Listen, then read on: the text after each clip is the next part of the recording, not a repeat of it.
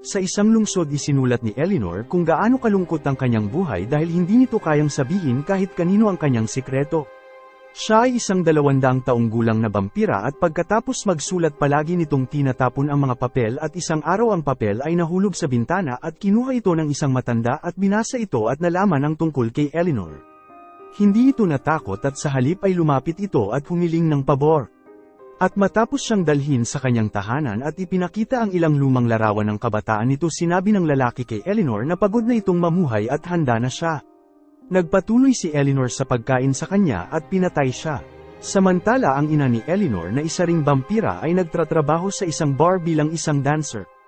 Ang lalaking sinasayawan niya ay sinusubukan na maka-escort sa kanya kaya't sinaktan ito ni Clara at ikinagalit ito ng kanyang amo. Tumanggi itong umalis nang hindi nababayaran at sinubukang kumuha ng pera mula sa counter, ngunit sa mga sandaling yun isang lalaki ang naghahanap sa kanya. Nakilala siya ni Clara at natakot kaya binasag nito ang isang bote sa ulo ng lalaki at nagsimulang tumakbo palayo. Hinabol siya ni Werner at pumasok si Clara sa isang mall at itinapon ng ilang bagay sa sahig bilang mga hadlang bago tumakas sa isang pinto. At pagkatapos ng maraming pagtakbo nakarating sila sa isang bubong at nakita ni Clara ang kanyang sarili na na-corner kaya tumalon ito sa skylight at nahulog sa isang palaruan ng mga bata. At naging sanhi ito na maabutan siya ni Werner at nagsimulang magtanong kung nasaan si Eleanor kaya dinala niya ito sa kanyang apartment.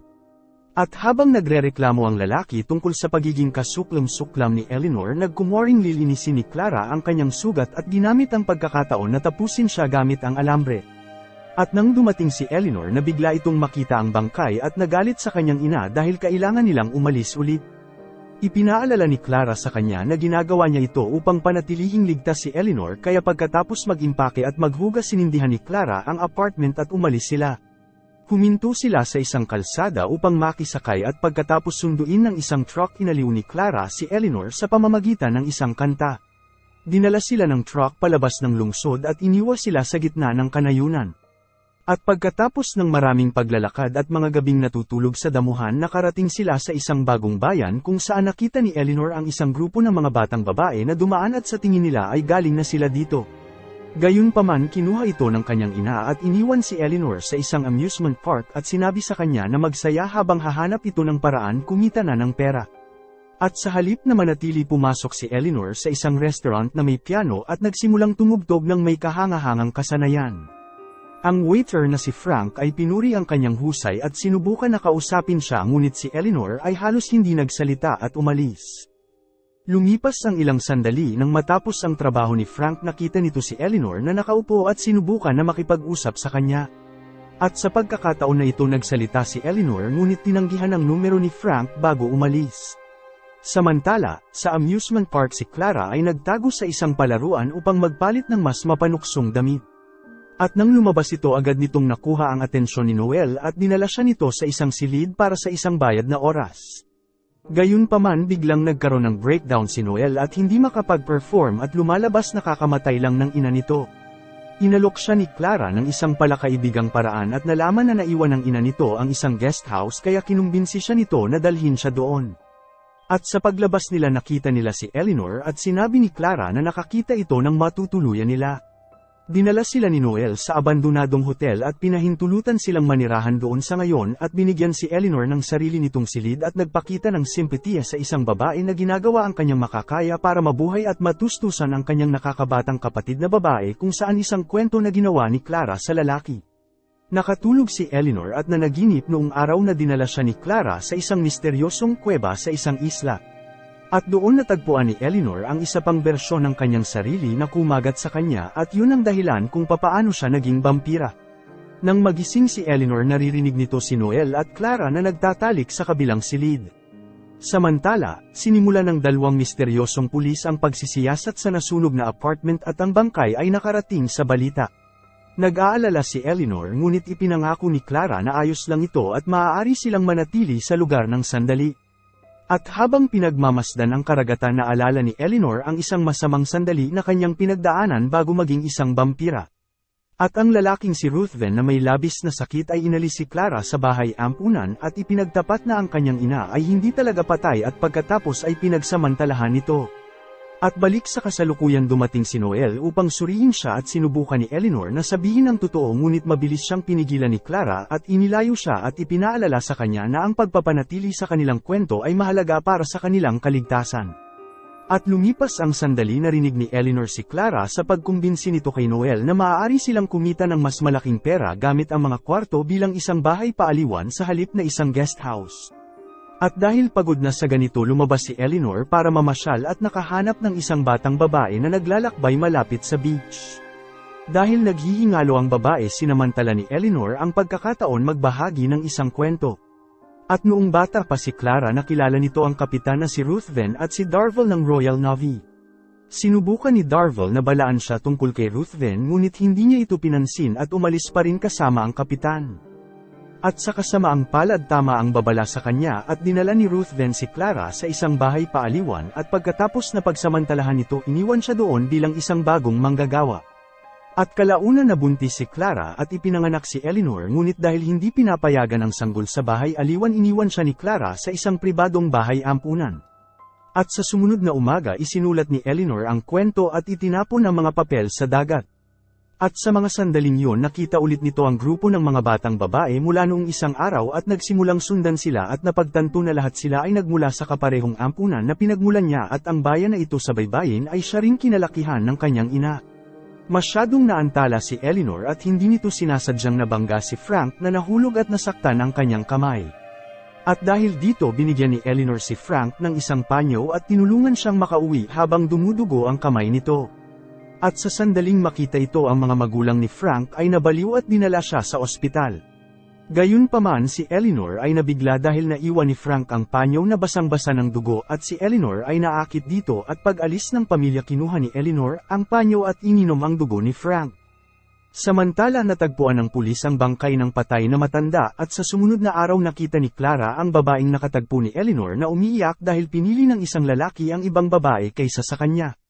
Nilapitan ni Clara ang lalaki at hinalikan ito bago dinala sa dalampasigan upang makipagtalik sa kanya ngunit habang abala ito kinain ito ni Clara at pinatay at pagkatapos bumalik si Clara sa babae at inalok siya ng isang kasunduan.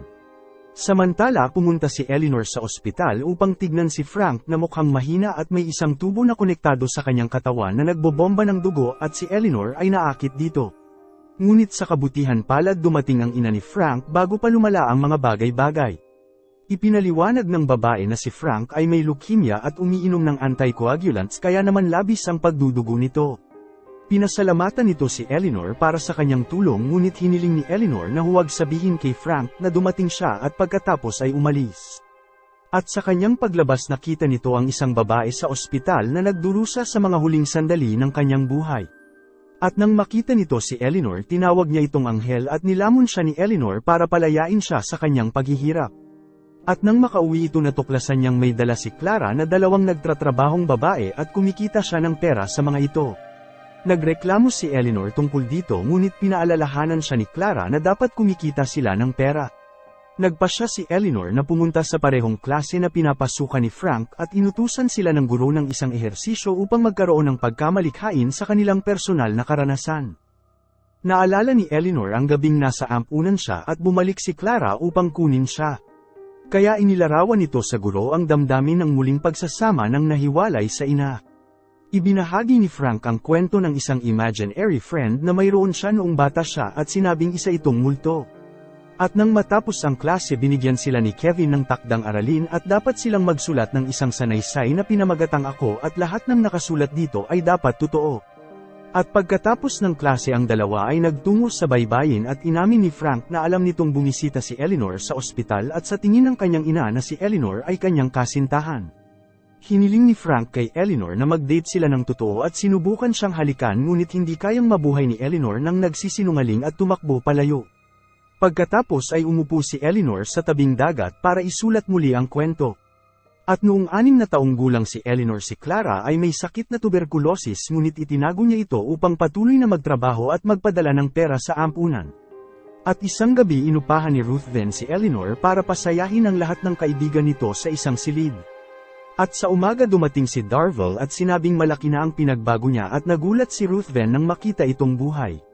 Inihayag ni Darville na mayroon siyang malaking balita at dadalhin niya ito sa kinagabihan. At pag-alis ni Darvel inilabas ni Ruthven ang kanyang galit kay Clara at inabuso ito tulad ng lagi niyang ginagawa. At nang matapos ni Eleanor ang kwento sa halip na itapon nito dinala niya ito kay Frank upang malaman nito ang katotohanan tungkol sa kanya. At ang flashback ay napunta agad kay Ruthven at sinabi kay Clara kung paano nagkaroon ng matinding sakit si Darvel at nahumaling sa paghahanap ng solusyon sa library. At bigla itong nilapitan ng lalaki at binigyan ng isang mapa sa isang isla na naglalaman ng isang dambana na may kapangyarihan magpagaling. Sinabi ni Darvel na gusto nitong pumunta doon kaya isinakay ito ni Ruthven sa kanyang bangka. Ang lugar ay nakakatakot at may mga sabi-sabi na pinagmumultuhan nito ngunit pumasok pa rin si Darvel sa kuweba. At sa labas biglang nakita ni Ruthven ang isang kumpol ng mga hayop na lumilipad at ang tubig mula sa talon ay naging pula kaya't sinuri nito ang loob at natagpo ang patay na si Darvel. Dahil sa takot tumakbo si Ruthven at kinuha ang lahat ng ari-arian ni Darvel bilang kanya. At matapos na basahin ang kwento pumunta si Frank sa hotel upang makita si Eleanor ngunit si Clara ang nagbukas ng pinto at pinaalis ito upang protektahan ang kanyang anak. Samantala, sinabi ni Noel kay Eleanor na hindi ito masaya sa napiling negosyo ni Clara at sinubukan sabihin muli ni Eleanor sa kanya ang totoo. Ngunit nag-ambala sila ni Clara na pinaalam sa kanila ang pagbisita ni Frank. Ipinangako ni Eleanor sa kanyang ina na si Frank ay isang kaklase lamang na nagtatrabaho sa kanya sa isang takdang aralin at pagkatapos ay hinanap niya ito.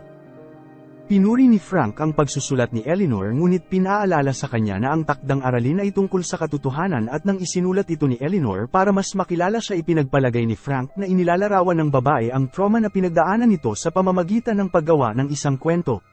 At dahil nasaktan sa kawalan ng paniniwala umalis si Eleanor habang nagmamasid si Clara mula sa bubong. Pagkatapos ay nagpunta si Eleanor sa restaurant at nakahanap ng isang bulag na matanda na tumutugtog ng piano kaya tinulungan niya itong makauwi at kinain ito. At sa umaga ang bangkay na iniwan ni Clara sa dalampasigan ay natagpuan ng dalawang pulis at lumalabas na sina Darvel at Sevilla na parehong mga bampira.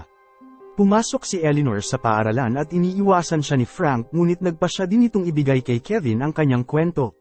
At matapos na basahin ito dinala ito ni Kevin sa tagapayo at itinulo na ang prosa ay maganda ngunit ang paraan din ng pagsulat nito ay nagpapahiwatig na si Eleanor ay nagtatago ng ilang tunay na trauma at krimen sa storya. Namangha ang babae sa katotohanan na ang buong bagay ay isinulat ng kamay at nagsimulang magbasa at nagpakita sa ilang flashback. Nang muling makita ni Ruthven at Clara si Darvel ibinalik ni Ruthven sa kanya ang kanyang mga susi at ibinahagi ni Darvel ang kanyang storya. At matapos na pumasok sa kuweba nakatagpo siya ng isa pang bersyon ng kanyang sarili na pumatay sa kanya at ilang sandali nang magising ito isa na siyang vampira. Pagkatapos si Sevilla na pinuno ng Vampire Brotherhood ay binigyan siya ng isang tao na makakain. Ngayon gusto ni Darvel na ibigay ang parehong regalo kay Ruthven at inabot sa kanya ang kahon na may mapa.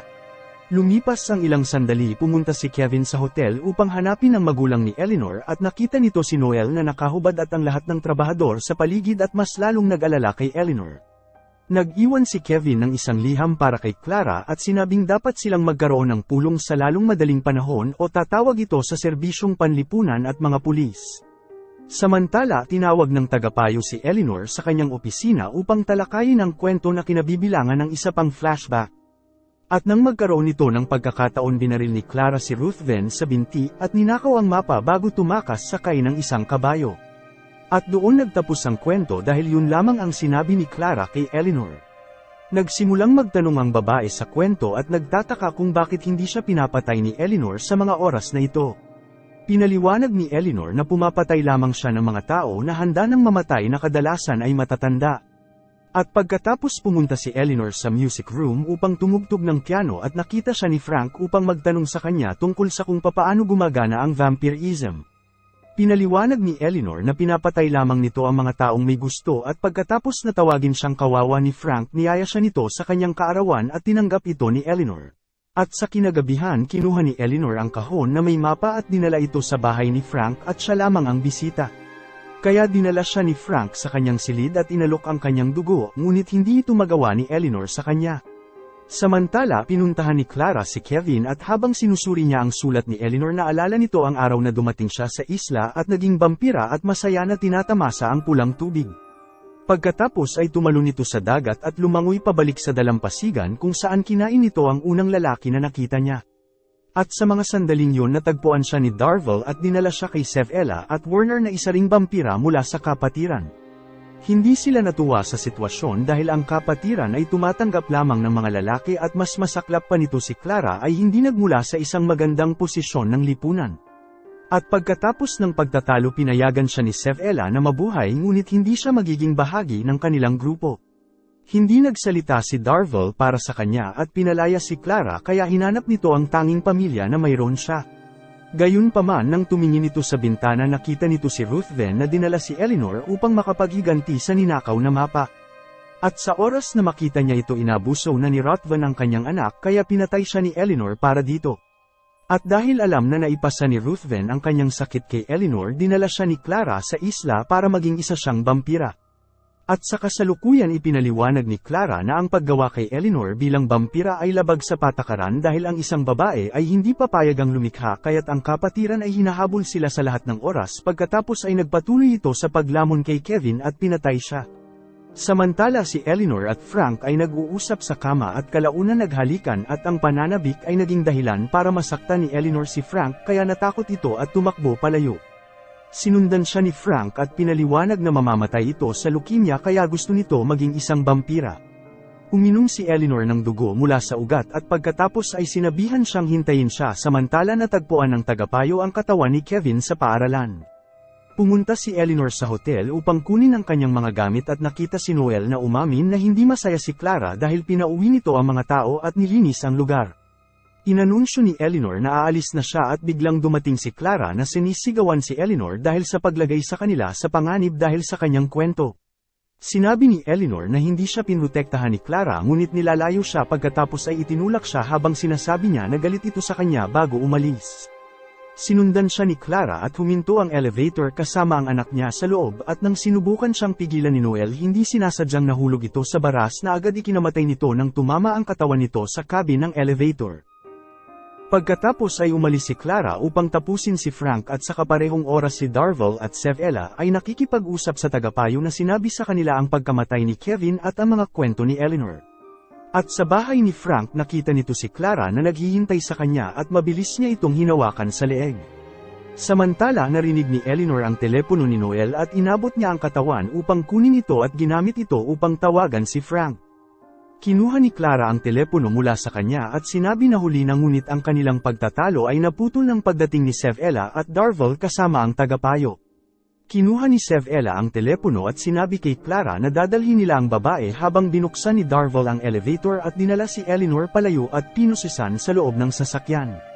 At dahil desperadong iligtas ang anak nagsimulang tumakbo si Clara hanggang matagpuan nito ang sasakyan at tumalon sa ibabaw nito at sinira ang bintana sa harap upang balaan si Eleanor na papatayin siya ng mga ito. Nagsimulang magmaneho si Sevella na parang baliw hanggang sa mahulog si Clara pagkatapos ay binalik nito ang sasakyan upang sagisaan siya ngunit mabilis na lumayo si Clara. Nagpanik ang babae sa nangyari kaya napagod si Sevella sa kanya at pinatay siya nito. Pagkatapos umalis si Sevella sa kotse at hinanap si Clara na lumabas sa pagtatago at inatake siya.